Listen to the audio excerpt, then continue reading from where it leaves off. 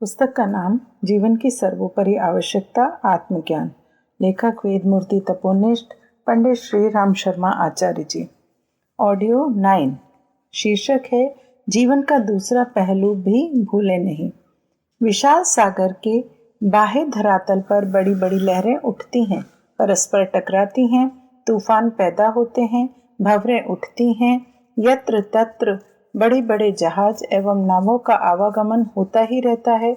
सूर्य की गर्मी से समुद्र का धरातल तपता है, जिससे भाप बनती है और वह मेघों का रूप धारण करके यत्र तत्र बरसती है। इस तरह सागर के धरातल पर अनेक क्रियाएं, हलचलें होती रहती हैं। यहाँ सृजन, विनाश, उत्थान पतन की अनेक विचित्रताएं देखने को मिलती हैं, किंतु उसी सागर के गहन अंतराल में स्थिति सर्वदा भिन्न होती है। ना वहाँ कोई लहर होती है, ना कोई तूफान, ना किसी तरह का संघर्षपूर्ण कोलाहल। उत्पात, शांति, नीरवता, गंभीरता, स्तब्धता का साम्राज्य होता है। वहाँ गोता लगाने वाले उस रहस्य को जानते हैं। अपने बाह्य पटल पर होने वाले क्रिया व्यवहार से सर्वथा मुक्त होता है सागर का अंतराल। मानव जीवन के भी दो पहलू हैं, एक बाह्य, दूसरा आंतरिक। एक प्रकट स्थूल, दूसरा सूक्ष्म। एक परिवर्तनशील, क्षणभंगुर, नाशवान, तो दूसरा अजर, अमर, अविनाशी। लोक और लौकिकता की विभिन्न प्रवृत्तियों की प्रेरणा से जीवन का बाह्य स्वरूप बनता है। अनेक दिशाओं, अनेक कार्यों में व्यस्त मनुष्य तरह तरह के संघर्ष, उतार चढ़ाव, सृजन, विनाश, उत्थान पतन की पगडंडी पर नित्य निरंतर ही चलता रहता है। वह धनोपार्जन करता है, जायदाद, मकान आदि बनाता है, उच्च पद, प्रतिष्ठा, शिक्षा, समृद्धि, प्रसिद्धि के लिए अनेक व्यापार व्यवसाय करता है। हानि पहुंचाने वाले, पीड़ा देने वालों से बैर विरोध करता है, तो लाभ पहुंचाने वालों से प्रेम। बाह्य उत्तेजनाओं से प्रेरित होकर मनुष्य सदैव अच्छे बुरे आचरण कार्य करता ही रहता है। कभी वह खुशियां मनाता है तो कभी दुखी होता है, कभी हंसता है तो कभी शोक में डूबकर रोता है। इस तरह यह क्रिया व्यापार जीवन के बाह्य पटल पर नित्य निरंतर ही देखा जाता है। मानव जीवन का दूसरा पहलू है आंतरिक, जो सूक्ष्म, स्थायी, समुद्र के अंतराल की तरह गंभीर, शांत, एकरस होता है। वहां ना तो क्रोध की गर्जना सुनाई पड़ती है और ना दुख का क्रंदन। वहां संघर्ष, छीना झपटी, राग द्वेष, द्वंद्व, अपने पराये का भेदभाव नहीं। मनुष्य के अंतराल से आत्मदेव की परम ज्योति निश्चल निष्काम भाव से एक रस अखंडित रूप में नित्य निरंतर ही जलती रहती है। इसी आत्म ज्योति को इंगित करते हुए उपनिषदकार ने कहा है, सत्यम ज्ञानमम अनंतम ब्रह्मा निहितम गुहायाम। मनुष्य के अंतराल में सत्य, ज्ञान स्वरूप, अनंत, ज्योतिर्मय ब्रह्म परम तत्व का निवास है, जो ज्योतिषाम यद ज्योति ही, अति शुभ्र ज्योतियों की भी ज्योति है। कदाचित हम एक क्षण भी अपने अंतर में घुसकर इस परम ज्योति के दर्शन कर लें तो कृतकृत्य हो जाएं।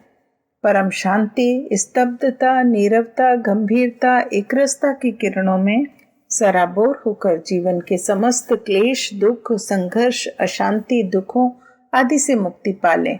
ठीक उसी तरह जैसे सागर के अंतर में डुबकी लगाने पर एक नई दुनिया में प्रवेश मिलता है, जहाँ पर्याप्त शांति, नीरवता विराजमान होती है। बाह्य जगत का कोलाहल नहीं होता। वहां पर हमारे जीवन की समस्त विकृतियों, दुख, द्वंद्वों, पाप, ताप, रोग, शोक, भय, क्लेश, अशांति आदि का मुख्य कारण यह है कि हम संसार और इसके पदार्थों तथा जीवन के बाह्य पटल को ही महत्व देते हैं, उसे ही एकमात्र सत्य मानते हैं और लौकिकता की विचित्रताओं, कृत्रिमताओं, यहाँ की घटनाओं को जीवन मान बैठते हैं। इन्हें ही जीवन का लक्ष्य बनाकर विभिन्न उत्तेजनाओं से अभिभूत हो अपनी जीवनी शक्ति को नष्ट करके पग पग पर मृत्यु के नजदीक आते जाते हैं। नाम, पद, प्रतिष्ठा को सजाने में संसार के आमंत्रण निमंत्रण खेल तमाशों में दिन रात हम लोग लगे रहते हैं और अपनी जीवनी शक्ति निःशेष करते जाते हैं, जो हमारे लिए अशांति क्लेश द्वंद्वों का कारण बनती है। मनुष्य को यह सुविधा प्राप्त है कि वह बाह्य संसार की तरह ही अपने अंतः प्रदेश की भी यात्रा कर सकता है, किंतु इस सुविधा का गलत लाभ उठाकर अंतर के निकेतन में बाह्य जगत अस्थायी परिवर्तनशील क्षण भंगुर है, उसे संग्रह करने में नहीं चूकता।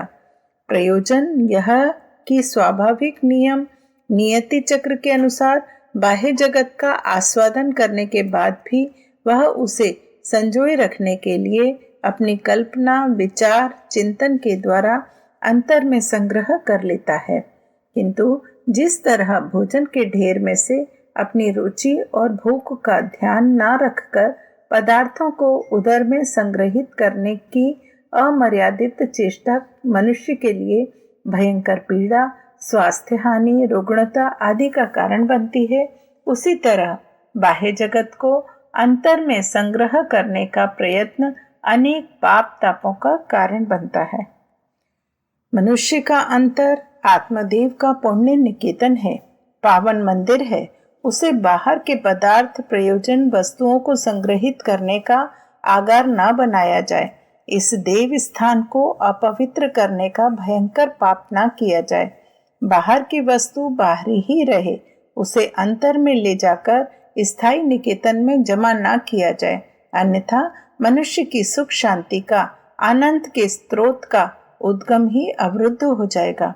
फिर बाह्य जगत में सब तरह की संपन्नता समृद्धि सामग्री पाकर भी वह असंतुष्ट अशांत दुखी दीनहीन बना ही रहेगा। जीवन की एक अनिवार्य और महत्वपूर्ण साधना है अपने अंतर का ज्ञान होना, आंतरिक और बाह्य जीवन का विभाग अलग बनाए रखना, दोनों को एक ना होने देना।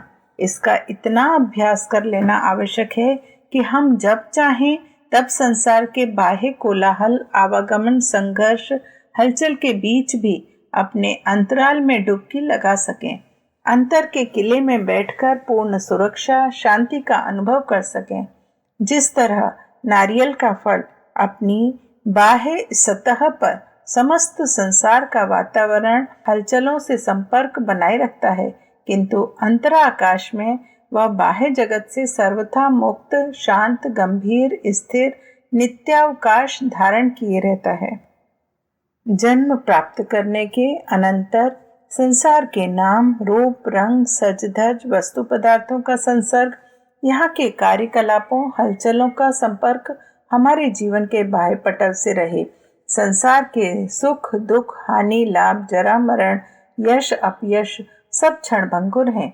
इन्हें महत्व ना देकर अपने अंतर में आत्मदेव की अजर अमर अविनाशी ज्योति का दर्शन सदैव करते रहें। इस तरह आत्मस्थ होने पर कोई समस्या कोई उलझन कोई रोग कोई शोक शेष नहीं रहेगा, क्योंकि नित्य के समक्ष अनित्य का कोई महत्व नहीं रहता।